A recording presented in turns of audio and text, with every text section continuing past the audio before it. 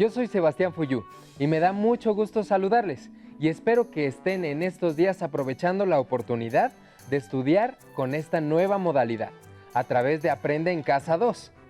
Recuerden mantener la sana distancia, lavarse las manos con agua y jabón durante al menos 20 segundos y usar el cubrebocas de manera correcta. Al cuidarnos a nosotros mismos, cuidamos a los demás. El día de hoy nos acompaña la maestra María del Rocío Benítez Franco, que imparte la asignatura Historia. Bienvenida, maestra. Muchas gracias. Es un gusto saludarles en una sesión más. Hoy continuaremos con el tema de la Revolución Francesa, perteneciente al bloque 1, haciendo énfasis al proceso revolucionario y la influencia de las ideas de la Ilustración en la nueva Constitución, en la Declaración de los Derechos del Hombre y del Ciudadano y en la Declaración de los Derechos de la Mujer y la Ciudadana. Estoy segura que este contenido les será de gran utilidad. Antes de iniciar, les recuerdo que es importante que participen en las actividades planteadas a lo largo de la sesión. También les invito a preparar lápiz o bolígrafo, colores, cuaderno u hojas blancas para que puedan anotar las ideas principales, así como las preguntas y reflexiones que les puedan surgir a lo largo de la sesión. No olviden tener a la mano su libro de texto de historia. El tema que abordaremos se localiza en el bloque 1. Y si ya están listos y listas, ¡comenzamos! La Revolución Francesa pretendía cambiar estructuras, tradiciones y formas de vida en los ciudadanos franceses e imponer un nuevo orden social y cultural en el que los individuos serían más felices, regidas sus vidas por la racionalidad y el equilibrio. Para ello se instauraron mecanismos de control sobre las vidas individuales cuya mayor consecuencia es la inmiscusión en los ámbitos más recónditos de la privacidad. Por ejemplo, en el decorado de los espacios privados como la casa o los símbolos de lo íntimo y lo familiar.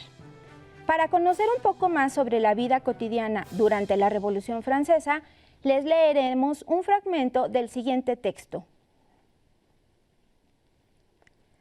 Con los objetos del espacio privado ocurrió lo mismo que con la indumentaria. Incluso los más íntimos recibieron marcas públicas del ardor republicano. En las casas de los patriotas acomodados se podía encontrar camas estilo revolución o estilo federación, y las porcelanas y losas eran decoradas con dibujos o viñetas republicanas. Las cajas de rapé, las palanganas, los espejos, todos los cofres e incluso los orinales se adornaban con escenas de las jornadas revolucionarias o con representaciones alegóricas: la libertad, la igualdad, la prosperidad y la victoria. Todas ellas engalanaban los espacios privados de la burguesía republicana. Incluso en las paredes de los sastres y zapateros más modestos se podían encontrar calendarios revolucionarios con el nuevo sistema de medición del tiempo y las inevitables viñetas republicanas. Los retratos de los héroes revolucionarios y de la antigüedad o los cuadros históricos de los acontecimientos que llevaron a la fundación de la República no consiguieron, desde luego, reemplazar por completo las tablas y grabados de la Virgen María y los santos. Y no es posible asegurar que las actitudes populares experimentaran un cambio profundo durante este ensayo de educación política. Pero no cabe duda de que la invasión del espacio privado por parte de los nuevos símbolos públicos constituyó un elemento esencial en la creación de una tradición revolucionaria. Del mismo modo que todos los retratos de Bonaparte y las diversas representaciones de su victoria colaboraron en la instauración del mito napoleónico. El cambio en la decoración del espacio privado tuvo consecuencias públicas de largo alcance, gracias a la voluntad politizadora del mando revolucionario y sus seguidores. ¡Qué interesante, maestra! Muchas veces creemos que los hechos y procesos históricos solamente impactan en los ámbitos políticos o económicos, pero podemos ver que también influyen en la vida cotidiana. como lo describe la lectura. Efectivamente, a partir de la reflexión de la lectura, les invito a dialogar con sus compañeros o familiares qué ideas de la Revolución Francesa reconocen en la lectura, qué actitudes, valores, comportamientos o entornos domésticos cambiaron con la Revolución Francesa, qué ha cambiado o permanecido en la actualidad. Si no tienen respuesta para alguna de estas preguntas, no se preocupen. Seguramente las dudas se irán aclarando durante el desarrollo de la lección. Hoy veremos las etapas de la Revolución Francesa desde 1789 hasta 1799, pero para hacerlo les propongo las siguientes preguntas, que les servirán de guía a lo largo de la sesión. ¿Qué entienden por revolución y libertad? ¿Cuál fue el papel de la burguesía en la Revolución Francesa? ¿Cómo se reflejan las ideas ilustradas en la Revolución Francesa? ¿Qué ideas fueron la base para la Declaración de los Derechos del Hombre y del Ciudadano? ¿Cuál es la importancia del ejercicio responsable de la libertad y el papel de la legislación para la defensa de este derecho? Haremos un breve ejercicio de reflexión en casa y con el contenido de esta sesión responderemos poco a poco estas incógnitas. Para abordar el proceso de la Revolución Francesa, utilizaremos nuevamente una línea del tiempo y haremos la revisión de las etapas del movimiento en una matriz informativa. Distingámoslas en la siguiente imagen.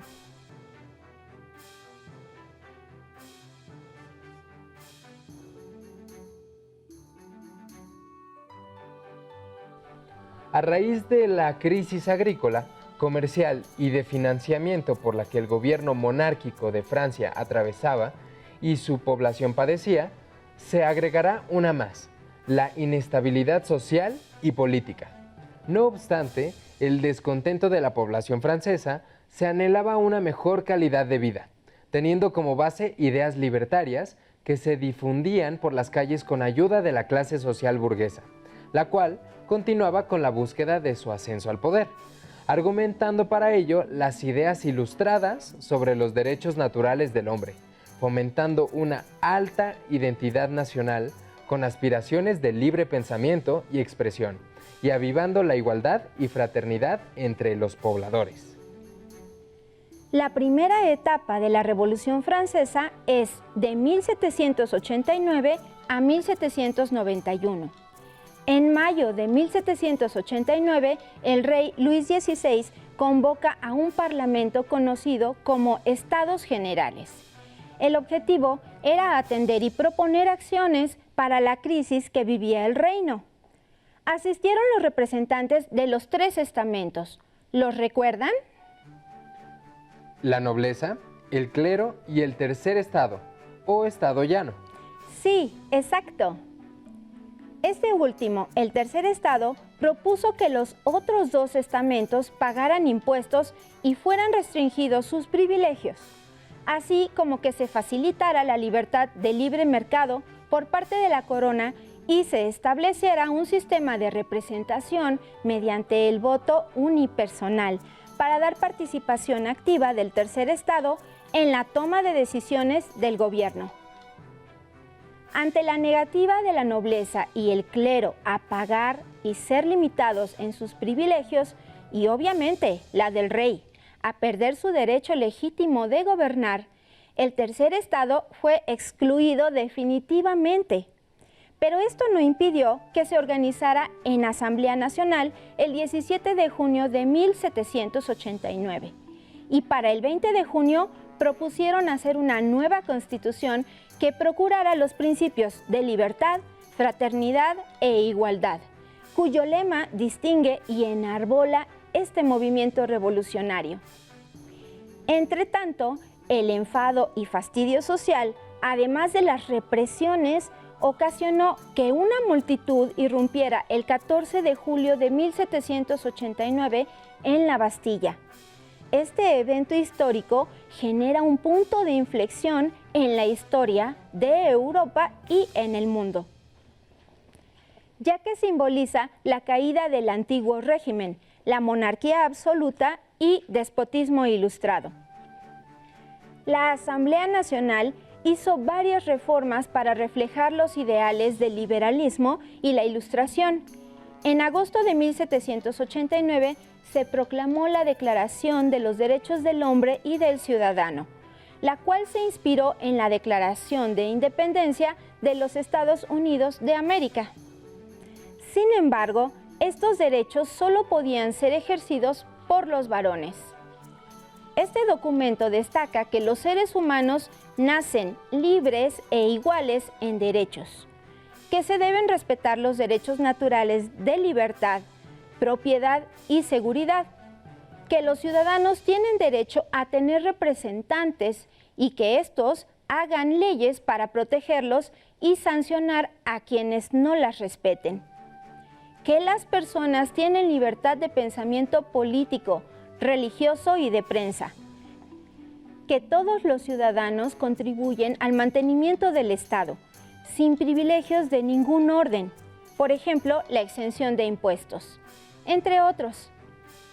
La Declaración de los Derechos del Hombre y del Ciudadano de 1789 marcó las garantías y derechos de las personas de su época. El 14 de septiembre de 1791 se promulgó una constitución que suprimió los privilegios de la nobleza y el clero, decretó la libertad de expresión, prensa y creencia, e instituyó la monarquía constitucional. Además, se convocó a las primeras elecciones libres en Francia para elegir una nueva Asamblea Nacional. El rey Luis XVI temía por la seguridad de su familia y la suya, por lo que en junio de 1791 huye con ellos para enfrentar desde el extranjero el movimiento de insurrección, pero son descubiertos en su intento y retenidos. Con tal pretexto, los revolucionarios desconocen la autoridad del rey por tal acto y le obligan a jurar la Constitución, con una nueva administración para el Estado, para las finanzas públicas y para la impartición de justicia. Este hecho determina y modifica para siempre la caída del absolutismo para dar paso a la monarquía constitucionalista, la cual no duraría mucho, ya que la recién erigida Asamblea Nacional Constituyente, convertida más adelante en la Convención Nacional Revolucionaria, proclamará la primera República Francesa. Sin duda, el surgimiento de la República Francesa provocó muchas reacciones en todo el mundo. ¿Qué sucedió con las otras monarquías europeas? Se suscitaron reacciones a favor y en contra. Para conocerlas, abordemos la segunda etapa de la Revolución Francesa, de 1792 a 1794. Después de elegir una nueva Asamblea Nacional, los gobernantes de Austria y Prusia estaban preocupados porque un gobierno popular y democrático podía amenazar sus monarquías. La Asamblea Legislativa declaró la guerra a Austria y Prusia en 1792, y estos últimos inician un ataque a Francia, lo cual genera que esta revolución salga del plano interno para convertirse en una defensa ante el exterior. Para conocer cómo reaccionaron los monarcas europeos a la Revolución Francesa, los invito a escuchar y a ver el siguiente video. Todos los seres humanos nacemos libres e iguales. Qué idea tan bonita, ¿no? ¿Pero alguna vez te has preguntado cómo se construyeron las ideas de igualdad, libertad y justicia que conocemos hoy en día? A lo largo de la historia se han dado grandes cambios políticos y sociales. Uno de ellos se dio a mediados del siglo XVIII. En el siglo de las luces, los monarcas europeos o déspotas ilustrados comenzaron a tomar decisiones con base en el pensamiento racional y fomentaron el desarrollo de la tecnología para aplicarla en los talleres, las fábricas y el campo, además de promover la apertura de universidades de ciencias y artes. Estos monarcas adoptaron como estrategia las ideas de la Ilustración para mantener sus privilegios e intentaron armonizar la tradición con la novedad. En Francia, comenzó a utilizarse la frase «todo para el pueblo pero sin el pueblo», para describir a los déspotas ilustrados. La pirámide social y los privilegios seguían siendo para los monarcas, lo que después provocaría el descontento del pueblo. Entre los déspotas ilustrados más destacados están Federico II de Prusia, hoy Alemania, les dio a los campesinos herramientas y semillas para restaurar sus granjas. Mientras que Catalina II, emperatriz de Rusia, interesada en promover la cultura y la educación, creó nuevas escuelas. Carlos III de España, por su parte, limitó el poder de la Iglesia. Cuando estalló la Revolución en Francia, los déspotas ilustrados detuvieron sus reformas por temor a que su población fuera influenciada. La Revolución Francesa tuvo impacto en toda Europa. En Suiza, la Sociedad Helvética, fundada en 1761, debatía acerca de la necesidad de formar una nación en donde todos los ciudadanos fueran iguales. En 1798 se formó la República Helvética y tiempo después se unió al imperio de Napoleón Bonaparte. En los Países Bajos surgió el movimiento de los patriotas, quienes buscaban la modernización política. En 1794 se proclamó la República de Batavia, que declaró la igualdad de derechos de los ciudadanos. Mientras tanto, en Polonia, la Revolución Francesa fue una esperanza para los liberales, ya que esperaban encontrar apoyo contra Prusia, Rusia y Austria. Las reacciones contra la Revolución Francesa no se hicieron esperar. Los aristócratas franceses formaron ejércitos y presionaron a las cortes europeas para intervenir en Francia. En un inicio, los reyes europeos no querían intervenir, pero en 1791 los revolucionarios franceses tomaron como prisionero a Luis XVI. Los monarcas Leopoldo II de Austria y Federico Guillermo de Prusia firmaron en agosto de 1791 el Tratado de Pillnitz, en el cual se comprometieron a intervenir a favor de los reyes de Francia y del restablecimiento de la monarquía, siempre y cuando las demás potencias se lo solicitaran. La Asamblea Nacional de Francia interpretó el documento como un acto de agresión extranjera y le declaró la guerra a Austria el 20 de abril de 1792. Aunque la Asamblea había perdonado al rey Luis XVI a cambio de que jurara la Constitución, finalmente convocó a elecciones para formar un nuevo parlamento que recibió el nombre de Convención Nacional, y el 21 de septiembre se proclamó la República Francesa. Muchos revolucionarios franceses consideraban que mientras el rey estuviera vivo, existía la posibilidad de una contrarrevolución apoyada por las monarquías extranjeras. En enero de 1793, la Convención ordenó la ejecución del rey, acusándolo de conspiración contra la libertad pública y la seguridad general del Estado. Se formó una coalición contra Francia en la que se unieron Austria, Prusia, Gran Bretaña y España. Así se inició la etapa de guerras revolucionarias de Francia. La Revolución Francesa tuvo muchas consecuencias inmediatas en Europa y también en América, como la formación de nuevas repúblicas. Actualmente, ¿cómo influyen las ideas de la Revolución Francesa? Como escuchamos y vimos, las monarquías europeas estaban preocupadas porque la Revolución Francesa despertó simpatías entre los súbditos de los países que aspiraban a la libertad, la igualdad y la justicia. Pero mientras tanto, en Francia, en 1792, la Asamblea fue disuelta para crear en su lugar la Convención Nacional, que fue mucho más radical en sus reformas que las asambleas que le precedieron. El 21 de septiembre de ese año abolió la monarquía y declaró a Francia una república. La Convención Nacional Revolucionaria se dividió en dos grupos. Uno, la llanura o girondinos, era el grupo de moderados que integraba a la burguesía alta. Estaban a favor de la república. 2. La montaña o jacobinos. Era el grupo de los radicales que representaban a la burguesía baja y la mayor parte del pueblo. Para demostrar la extinción de la monarquía, la Convención Nacional ejecutó al rey Luis XVI en enero de 1793 y meses más tarde a la reina María Antonieta. la asamblea se convierte en un caos, ya que se ejerció el poder al margen de la normativa constitucional con la justificación de que la revolución estaba en peligro. Mientras tanto, la población vivía una crisis interminable en todos los sentidos, así que las manifestaciones populares violentas seguían presentándose, pero ahora controladas bajo la representación popular y legitimada del grupo político radical, con líderes como Robespierre, Danton y Marat se hicieron del poder. Entre 1793 y 1795, Francia vivió lo que se conoce como el Reino del Terror.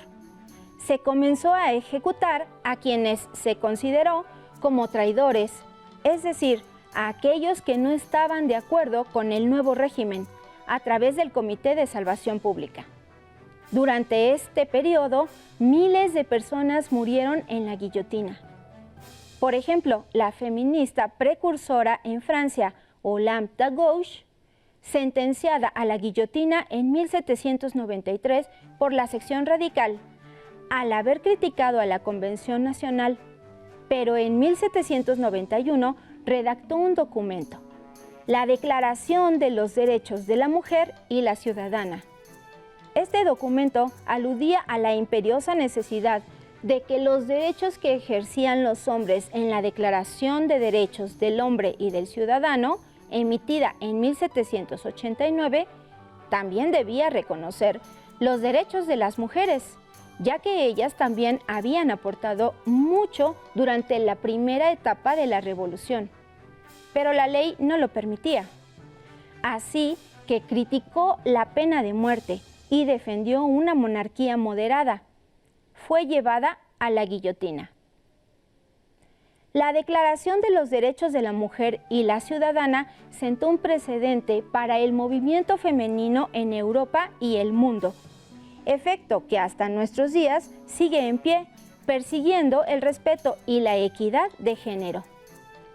La sección radical impuso una política de anticipaciones económicas y sociales, pero esto no detuvo la resistencia de los moderados y la rebelión. En medio del caos, los líderes se enfrentaron unos contra otros. Tanto Danton como Robespierre, impulsor del Reino del Terror, fueron ejecutados en 1794. La gente reaccionó contra los radicales y los impuestos especiales para sostener la guerra, la especulación y el aumento de los precios, el racionamiento, el estancamiento de los salarios y la apropiación de cultivos y provisiones. Se exigió orden, paz, seguridad y la promulgación de una nueva constitución. Es entonces cuando inició la tercera etapa de la Revolución Francesa, de 1795 a 1799. En 1795 se redactó una nueva constitución en que el gobierno republicano se confió a un directorio. Se le conoció así porque se definió la figura de 5 directores encargados del poder ejecutivo y el legislativo en 2 cámaras, la de los 500 o Cámara Baja y la de los senadores o Cámara Alta. El directorio buscó un gobierno colectivo y de orden social en el que la alta burguesía y el grupo revolucionario se apegaba nuevamente a las ideas de la Ilustración y el liberalismo, aunque de una forma violenta. El directorio requirió modificaciones en la Constitución y el apoyo militar que sustentaran su función y orden, pero también sus acciones, como la represión a obreros y grupos inconformes que quedaron fuera de los beneficios de la alta burguesía. Esto genera un desánimo de la población por la indiferencia del nuevo gobierno, además de que en el directorio se empezó a formar corrupción percibida por el pueblo y la alta burguesía. Es así como surge de la milicia la figura de Napoleón Bonaparte, un gran estratega militar que el 9 de noviembre de 1799 llevó a cabo un exitoso golpe de Estado que derrocó al directorio y se nombró cónsul. Napoleón Bonaparte impondrá una dictadura militar y conseguirá expandir el territorio francés mediante constantes luchas contra las monarquías de Inglaterra, Austria y Rusia, así como las estrategias militares emprendidas contra Turquía y Nápoles. Francia consiguió una relevancia mundial y una paz temporal, pero también muchos enemigos contra la nación. Napoleón se volvió el nuevo emperador francés con el apoyo del Vaticano y el grupo social fortificado económica y políticamente de ese momento, la alta burguesía. Así dará inicio una nueva etapa en la historia de Francia, el imperio napoleónico, que traerá una estabilidad política, económica y de orden en el espacio público del Estado, a cambio de la pérdida de la democracia tan buscada durante el proceso de la Revolución Francesa. Pero esa es otra historia. Ahora que ya conocemos el contenido del proceso de la Revolución Francesa como un ejemplo de una revolución liberal, con todo lo anterior podrán retomar las preguntas que se plantearon al inicio de la sesión y reflexionar sobre ellas. ¿Qué entienden por revolución y libertad? ¿Cuál fue el papel de la burguesía en la Revolución Francesa? ¿Cómo se reflejan las ideas ilustradas en la Revolución Francesa? ¿Qué ideas fueron la base para la Declaración de los Derechos del Hombre y del Ciudadano? ¿Cuál es la importancia del ejercicio responsable de la libertad y el papel de la legislación para la defensa de este derecho? Este tema lo podrán encontrar en su libro de texto Bloque 1, en el apartado Revoluciones, Burguesía y Capitalismo. También podrán consultar otras fuentes bibliográficas digitales y audiovisuales que tengan a la mano. Les pido que con base en lo que han aprendido, subrayen las ideas principales en su libro de texto.